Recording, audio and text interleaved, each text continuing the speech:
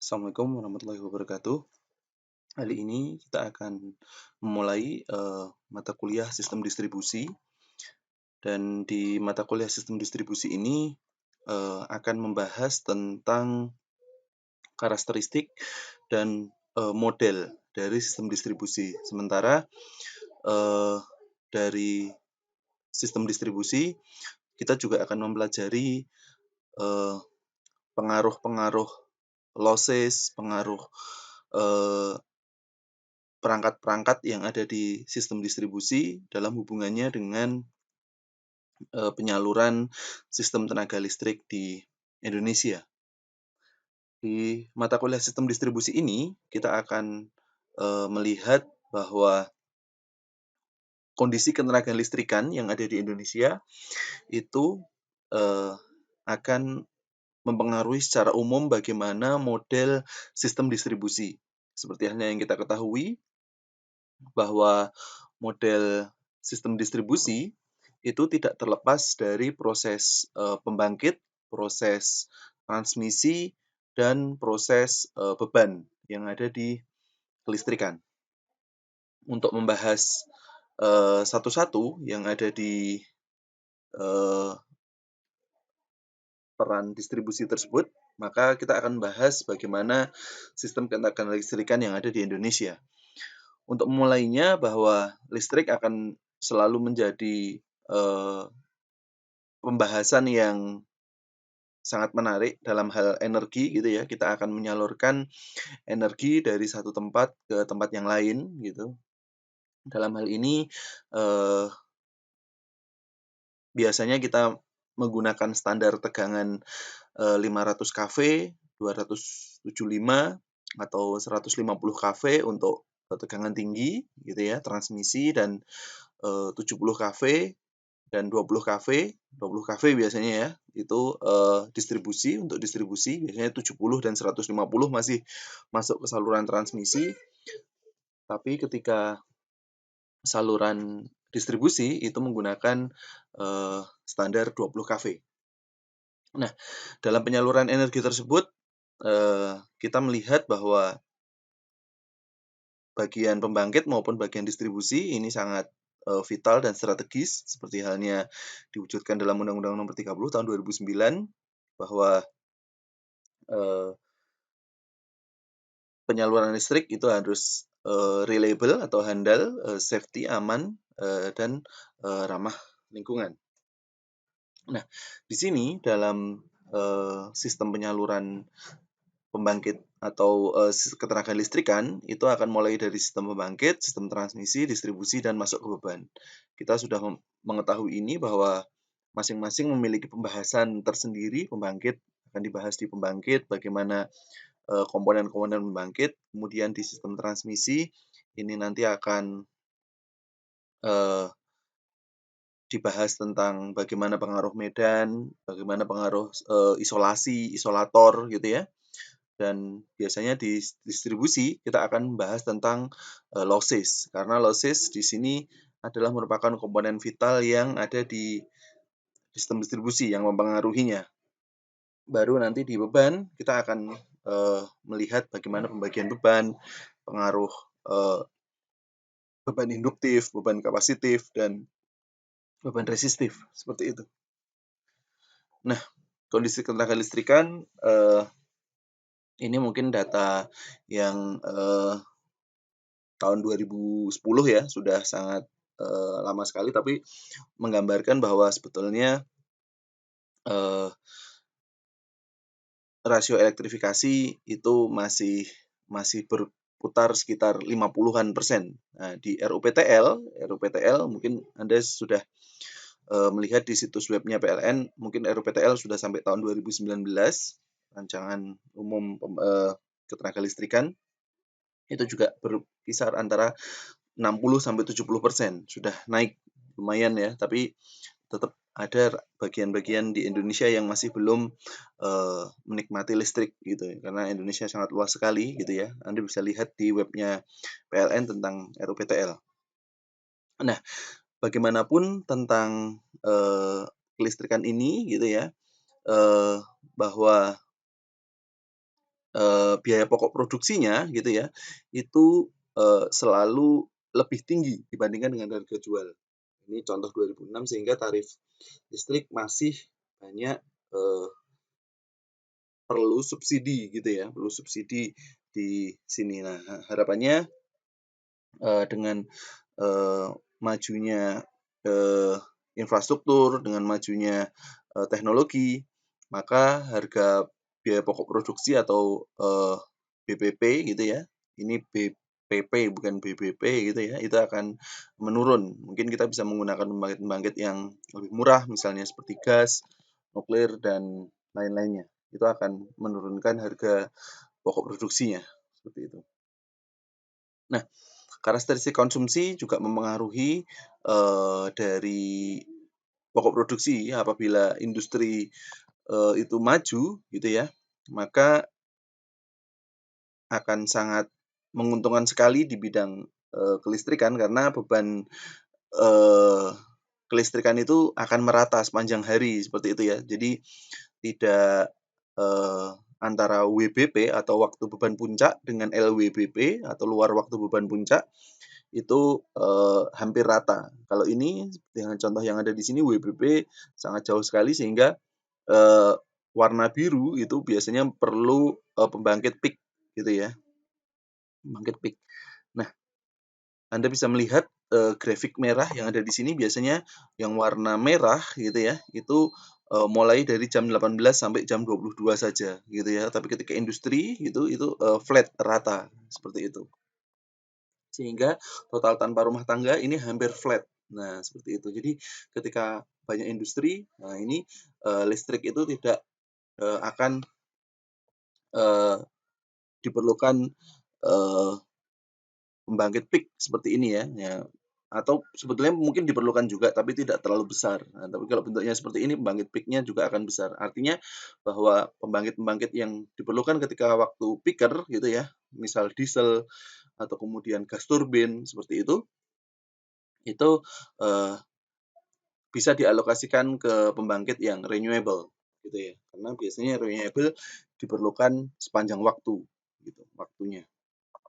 Nah, ini masalah yang, dalam proses pendistribusian atau instalasi itu yang pertama adalah losses teknik, terus kemudian, losses administrasi dalam hal pencatatan maupun dalam hal perhitungan gitu ya, dan, listrik ilegal. Ini pencurian, vandalisme itu juga, eee, merupakan salah satu penyebab, eee, ketidaktersaluran dari listrik yang ada di Indonesia itu sangat tinggi sekali, eee, berkisar antara 8 sampai 9%. Nah, ini totalnya untuk losses semuanya nasional ini tahun 2005 sekitar 11%, ini masih berkisar sampai 2020 ini masih, eee, berkisar antara nilai-nilai itu, 10 sampai 11%. Nah, kemudian, permasalahan, eee, yang terjadi gitu ya, pertumbuhan demand yang lebih tinggi daripada supply, ini mungkin sudah diatasi dengan program, pembangkit 35.000 MW gitu ya oleh Bapak Presiden. Tapi, di sini persebaran persebaran beban itu juga masih belum, eee, merata karena, seperti halnya yang kita ketahui bahwa, investor atau, swasta masih menginginkan bahwa pembangkit itu letaknya ada di sekitar, mulut tambang seperti itu ya. Biasanya batu bara sekitar mulut tambang, tapi beban biasanya ada di jauh dari mulut tambang tersebut, sehingga perlu transmisi. Nah, transmisi ini, belum dibuka untuk swasta, sehingga kita masih, eee, ketika membangun pembangkit biasanya, masih menunggu dari PLN untuk pembangunan transmisi maupun gardu induk, sehingga persebaran, beban ini juga akan menjadi, masalah dalam hal ketenagalistrikan. Nah, di sini calon investor itu akan wait and see, menunggu, bagaimana harga jual listrik, terus kemudian, jaminan investasi untuk keamanan dan, ya, pertumbuhan bebannya seperti itu dan, law enforcement mengenai penegakan apabila terjadi vandalisme seperti itu. PLN tidak memiliki otoritas penuh dan tarif dasar listrik ini ditentukan oleh pemerintah. Dalam hal ini faktor keekonomiannya tadi sudah kita bahas ya, bahwa biaya pokok produksinya itu lebih besar daripada harga jualnya, sehingga PLN di sini masih tidak memiliki otoritas penuh gitu. Nah, kemudian permasalahan yang lain yaitu kondisi geografis tadi, persebaran tadi dan pemanfaatannya masih banyak instalasi yang tidak memenuhi standar, khususnya di distribusi gitu ya. Persebaran beban juga tadi masalah, terus instalasi yang sangat tua untuk saluran-saluran dan tiang-tiang juga mungkin menunggu rusak baru diganti gitu ya. Dan pengecekan atau patroli juga dilakukan secukupnya saja sehingga keandalan dan keamanannya menurun. Kemudian pengoperasian yang kurang benar bahkan ilegal, tadi pencurian seperti halnya menyebabkan kerugian di PLN seperti itu. Nah, di bidang pembangkitan gitu ya, kita akan melihat bahwa proses pembangkitan ini memerlukan capital investment yang sangat besar gitu, yang mungkin baru sekarang banyak waduk, banyak untuk PLTA ya, terus kemudian banyak investor bidang PLTU Mulut Tambang Sumsel 1 sampai Sumsel 8 yang sudah masuk ke PLN ya. Jadi ada program Mulut Tambang, PLTU Mulut Tambang itu sudah masuk berkisar besarnya antara 100 MW sampai 500 MW, bervariasi tergantung dari di mana potensi tambangnya gitu ya, tapi berkisar di antara Sumatera Selatan, Riau, dan Bengkulu seperti itu. Itu juga sangat menggembirakan dalam hal proses pembangkitan, tapi tadi karena bebannya masih belum merata sehingga menunggu pemerintah juga untuk pembangunan atau menunggu PLN juga ya, itu untuk pembangunan transmisi 500 kV. 500 kV di PLN sedang dibangun gitu ya, dari Sumbaksel atau S2JB gitu ya, UPTS UWB S2JB, unit wilayah pembangkitan UWB ya, S2JB Sumatera Selatan, Jambi dan Bengkulu sampai ke Sumbakteng yang ada di Padang dan Pekanbaru. Terhubung juga nanti ke Sumbagut yang ada di Medan. Seperti itu. Dan fungsinya tentu saja untuk membangkitkan energi primer menjadi energi listrik. Energi primer di sini bisa air, batu bara, gas menjadi energi listrik, menjadi energi putaran.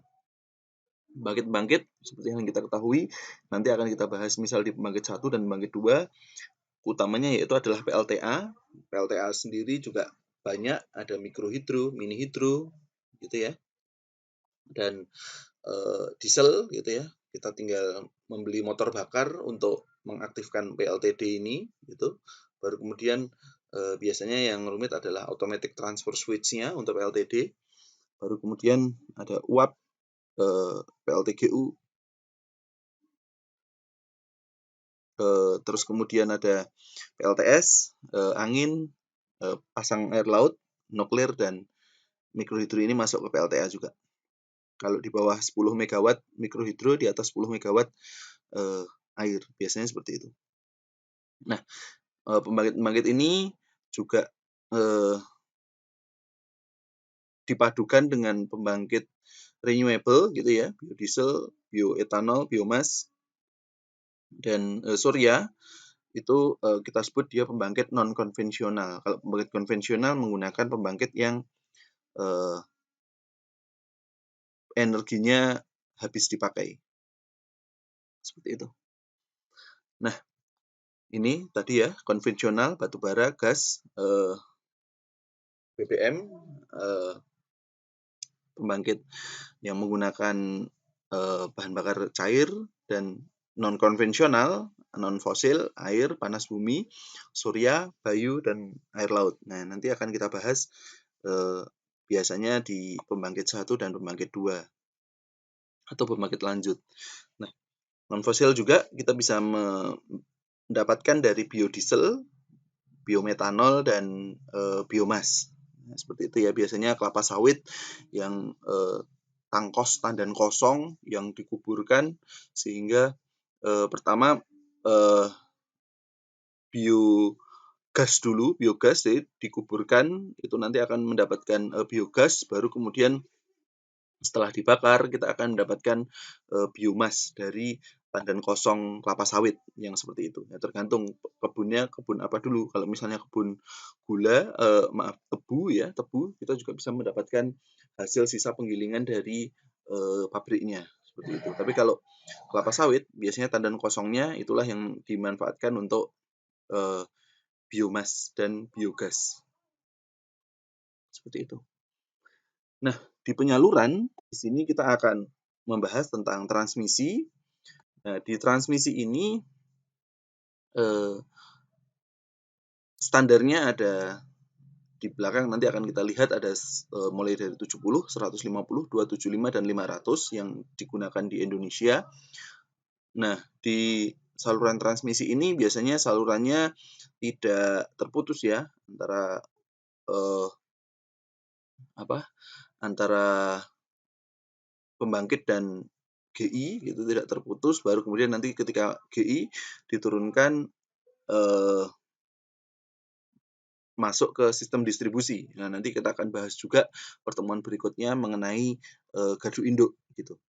Nah, saluran yang dipakai biasanya menggunakan saluran udara, bisa bawah tanah atau bawah laut seperti halnya yang digunakan di Jawa dan Bali. Kemudian ada gardu induk tegangan tinggi gitu ya. Biasanya kita menggunakan GITED, gardu induk tegangan ekstra tinggi 500 kV. Kalau ultra tinggi ini yang digunakan di Cina ada 1000 kV gitu ya. Sudah ada di Cina, tapi biasanya kita menggunakan GITED saja ekstra tinggi 500 kV. Gardu induk biasa kita menggunakan 70 dan 150, ada GH. GH di sini biasanya ada di sistem distribusi gitu ya, biasa menggunakan gardu tembok atau gardu cantol seperti itu, dan diperlukan juga pusat pengaturan beban menggunakan SCADA dan unit pengaturan beban menggunakan switching. Nah, ini tadi di Indonesia ya, 70, 150, 275, dan 500 ini ada di Indonesia. Biasanya kita menggunakan standar AC gitu ya, karena jarak di Indonesia itu cukup pendek gitu ya. Beda dengan kalau misalnya kita menggunakan DC, HVDC, High Voltage DC, itu akan efektif apabila DC-nya sekitar 900 km tanpa putus gitu. Nah, itu handal gitu ya, atau ekonomisnya didapatkan. Tapi ketika disalurkan turun. Nah, itu tiap 100 km turun, 100 km turun, di situ sangat tidak ekonomis menggunakan HVDC ya. Sehingga digunakan arus AC untuk transmisi di Indonesia.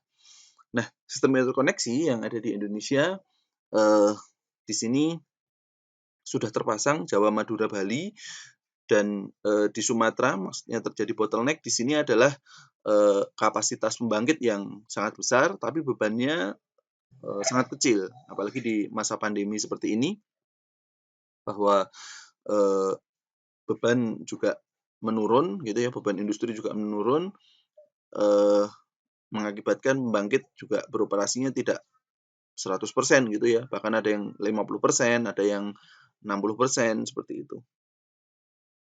Nah, pengembangan sistem gitu ya, penyaluran dari parsial atau terisolasi menuju ke interkoneksi. Jadi biasanya di Nusa Tenggara banyak pembangkit-pembangkit yang kecil yang sistemnya grid gitu ya, belum interkoneksi, hanya satu daerah tertentu.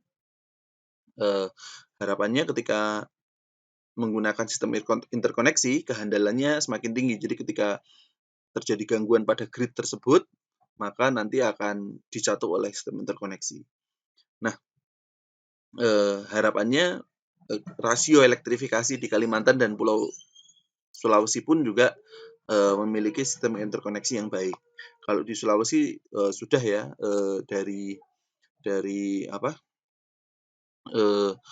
Sulawesi Selatan ke Sulawesi Tengah itu ada, tapi juga masih banyak mengalami kendala. Pencatatannya, losses administrasinya juga masih banyak. Nah, tingkat perintisan tadi sudah diwujudkan NTT, Maluku, Papua, itu rasio elektrifikasinya masih rendah. Penyediaan listrik bersifat parsial artinya bahwa pembangkit-pembangkit yang dibangun itu hanya berkutat bidang daerah-daerah tertentu. Jadi ketika misal PLTS dibangun hanya untuk satu kampung saja, nanti satu kampung lagi dibangun PLTS lagi ya, seperti itu parsial-parsial seperti itu. Jadi ketika terjadi gangguan, dalam hal ini PLTS-nya mengalami kerusakan misal, maka padam langsung pada satu daerah tersebut seperti itu. Ya memang kita tidak bisa menyalahkan karena akses menuju ke daerah-daerah tersebut juga masih sangat terbatas sehingga kabel atau saluran yang menghubungkan daerah-daerah tersebut juga sangat terbatas seperti itu. Akses transportasinya saja susah, apalagi akses transmisi atau saluran kelistrikannya. Nah, saluran udara yang dipasang daerah keadaan yang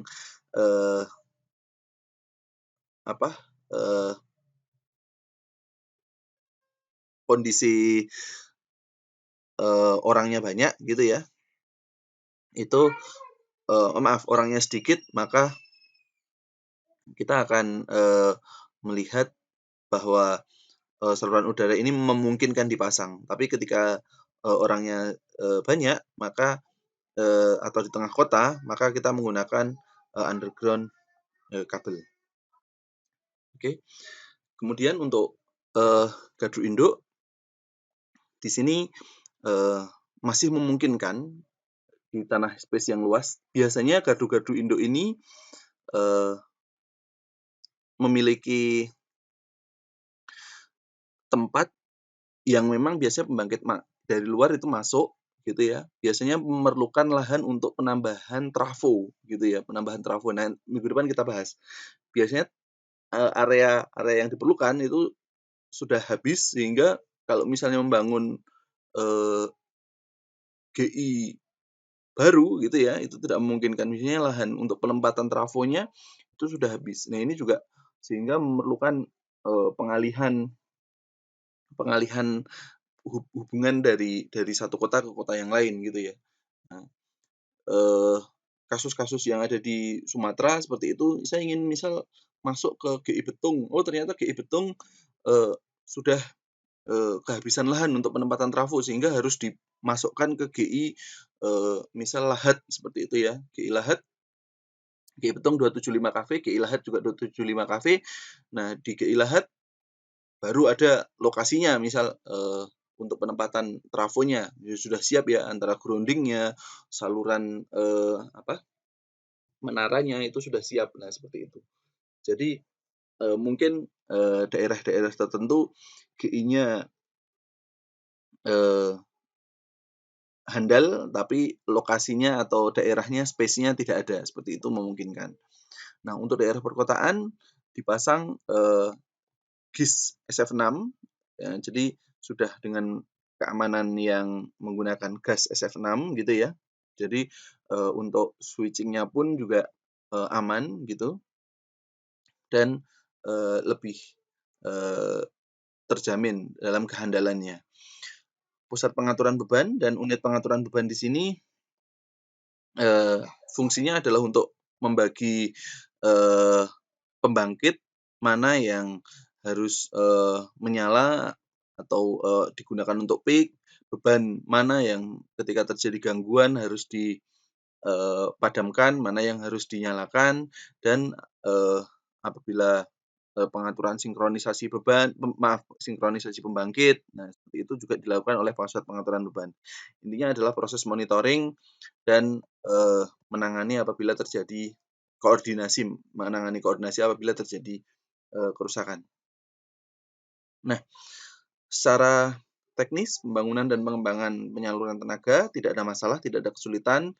Masalah-masalah yang timbul biasanya untuk lahan, untuk tapak menara, harga tanah atau sewanya yang sangat mahal, perizinan yang sulit, dan reaksi masyarakat yang biasanya tidak mau dilalui saluran transmisi.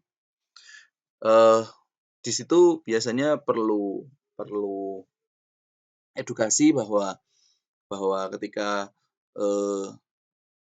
saluran transmisi itu ada, itu biasanya menyebabkan tanah menjadi menurun, tapi dilihat juga bahwa kebutuhan yang lebih besar gitu ya, itu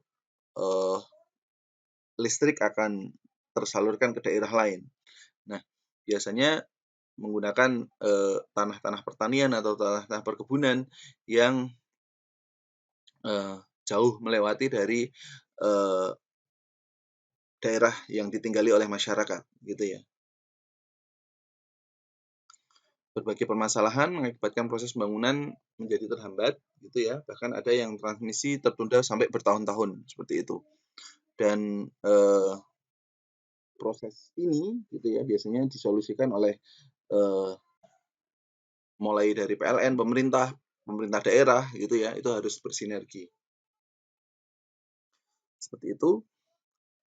Beberapa tempat juga sudah perlu uprating karena saluran transmisinya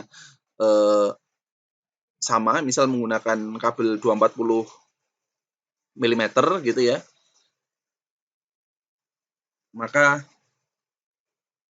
yang ada di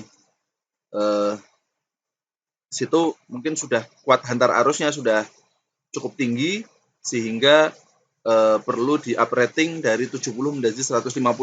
Nah, dengan tegangan yang lebih tinggi, maka kuat hantar arusnya akan turun, nilai nominal arusnya akan turun, gitu ya. Sehingga dengan tegangan yang lebih tinggi ini, proses penggantian yang ada di GI, gitu ya, untuk trafonya, untuk sistem pengamanannya, untuk switchingnya, itu akan menghantarkan arus yang lebih banyak lagi, gitu. Kemudian solusi lain gitu ya untuk uprating biasanya menaikkan dari single circuit menjadi double circuit gitu ya, yang biasanya 1 kali 240 menjadi 2 kali 240 gitu ya, atau menaikkan trafo yang ada di GI-nya jadi 10 MVA dinaikkan menjadi 30 MVA, atau satu trafo 30 MVA menjadi 2 trafo 30 MVA, seperti itu.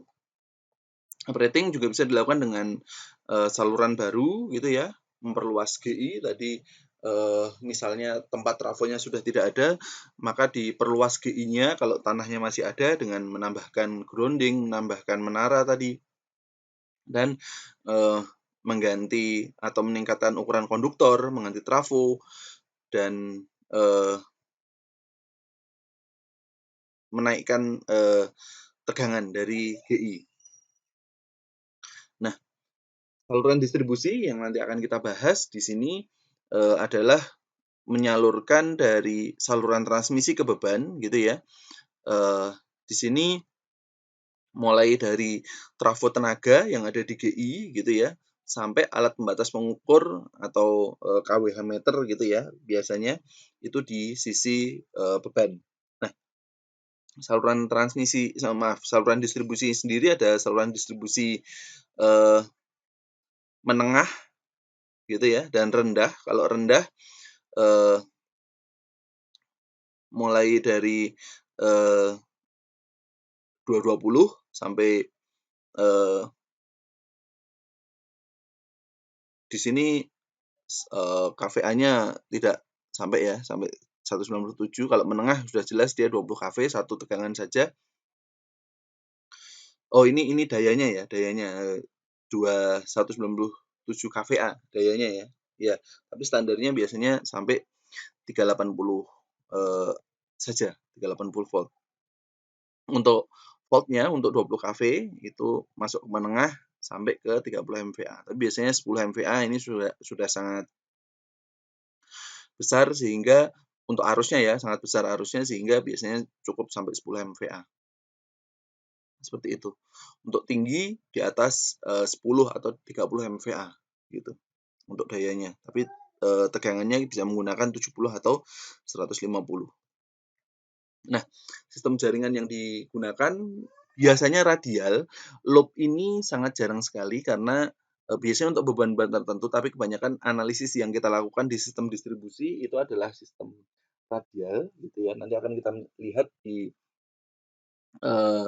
single line bahwa sistem distribusi itu menggunakan karakteristik radial, baru nanti ketika menggunakan interkoneksi atau transmisi kita menggunakan loop, spindle, mesh. Gardu distribusi ada gardu trafo tiang portal menggunakan 1 tiang cantol, 2 tiang beton gitu ya. Ya beton dipasang trafo di dalam beton atau bangunan itu, ada gerdu kios metal clad gitu ya, dilapisi oleh metal seperti itu.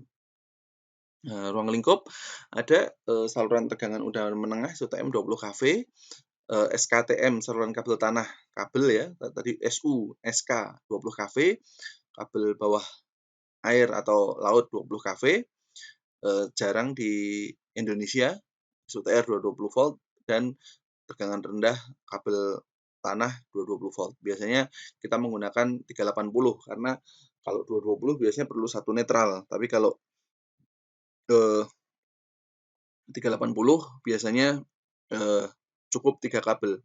Tapi kalau untuk beban-beban perkotaan gitu ya, bangunan, mall, gedung gitu ya, bisa menggunakan saluran kabel tanah 220 seperti itu.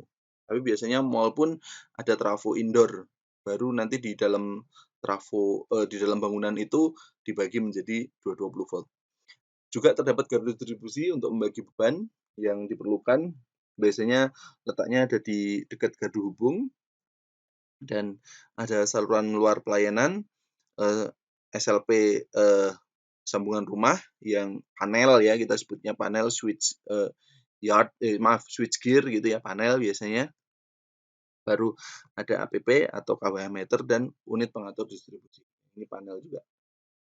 Nah, pembangunan dan pengembangan saluran distribusi biasanya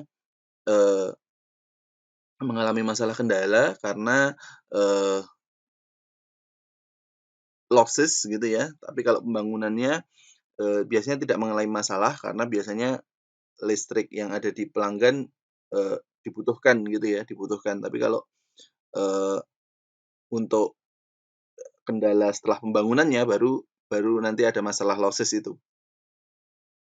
Nah, jika kendala itu karena di daerah perkotaan gitu ya, atau daerah yang memiliki kebun yang lebat, biasanya perlu pemotongan pohon sehingga biasanya dilakukan penggantian pohon gitu ya. Jadi ada unit-unit, misal ketika tanaman produktif ada nilainya, ketika tanaman non produktif ada nilainya juga gitu ya.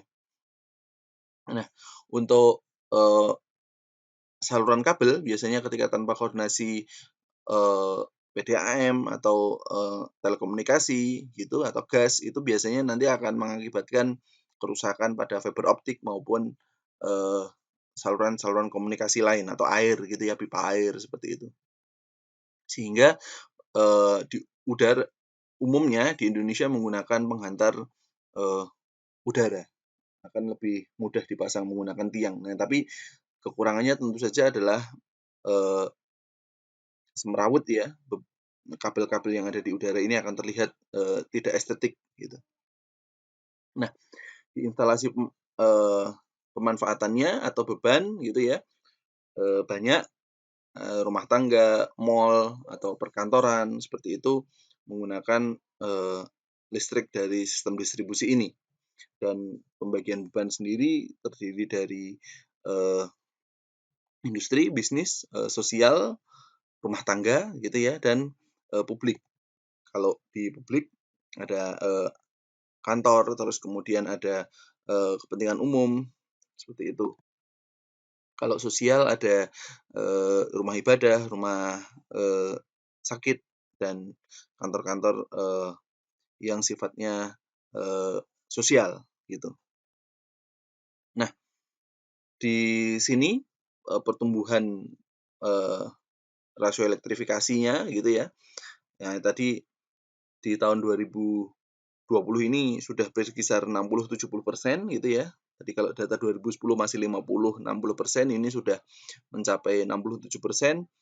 Harapannya akan terus meningkat sampai 80 atau 90% yang menyatakan bahwa listrik ini bisa dinikmati oleh seluruh masyarakat Indonesia gitu ya. Nah, pertumbuhan suplai dipacu pemerintah oleh program 35.000 megawatt, tapi ketika pembangkitnya ada tapi salurannya tidak ada, nah itu menjadi masalah baru lagi, sehingga persebaran dari pembangkit ini juga perlu diperhatikan gitu ya. Dan kualitas instalasinya juga perlu diperhatikan karena sambungan, terus kemudian peletakan kabel itu juga nanti akan mempengaruhi keandalan. Sehingga pengaruh manfaat listrik ini bisa dipakai oleh seluruh masyarakat. Nah, kesimpulannya bahwa energi ini nanti akan menjadi suatu hal yang penting gitu ya di Indonesia, dan masih banyak masalah yang kompleks. Harapannya dengan Anda memahami sistem distribusi, ini akan menjadi model seperti apa yang nanti kira-kira pengembangannya yang harus dilihat gitu ya. Nah, kemudian di stakeholder, aspek perencanaan, material, dan konstruksi, perencanaan posisi seperti itu juga harus memenuhi standar yang digunakan. Harapannya juga nanti akan kita membahas melihat di sisi model gitu ya, di sisi model sistem distribusi ini harapannya kita akan bisa memahami secara engineering bagaimana perencanaan sistem distribusi ini harus dilakukan. Dan peran usaha di bidang electrical gitu ya, kita juga harus mengikuti undang-undang maupun peraturan pemerintah dalam hal keamanan, dalam hal sertifikasi gitu ya, untuk seluruh pelaksana konstruksi pekerjaan ketenaga listrikan. Dan asosiasi juga punya peran andil memiliki sertifikasi kompetensi SKA, SKT di bidang ketenaga listrikan, sehingga baik buruknya ketenaga listrikan ini bisa menjadi tanggung jawab seluruh orang yang paham, termasuk mahasiswa yang mempelajari sistem distribusi ini gitu ya. Nah, agar partisipatif, kita juga melihat dari pengguna beban itu juga memberi pemahaman bahwa gunakan listrik yang baik gitu ya, mematikan apabila tidak diperlukan, seperti itu. Jadi memang benar-benar listrik itu digunakan seperlunya gitu ya. Jadi harapannya untuk kurva energi gitu antara WBP dan LBBP itu akan rata gitu ya. Nah, ini insentif faktor K2 untuk WBP, untuk pelanggan besar, dalam hal ini mempengaruhi power factor ya. Terus kemudian pemakaian pembatasan WBP bagi pelanggan besar gitu, agar tidak menambah lagi waktu beban puncaknya. Disinsentif apabila batas pemakaian yang disetujuinya secara berlebih. Seperti itu, ini sumbernya, yang data-data yang diperoleh. Harapannya sistem distribusi yang nanti kita pelajari ini akan paham bidang modelnya, bidang kebutuhannya, sehingga ke depannya sistem kelistrikan yang ada di Indonesia ini akan tersalur dengan lebih baik. Terima kasih.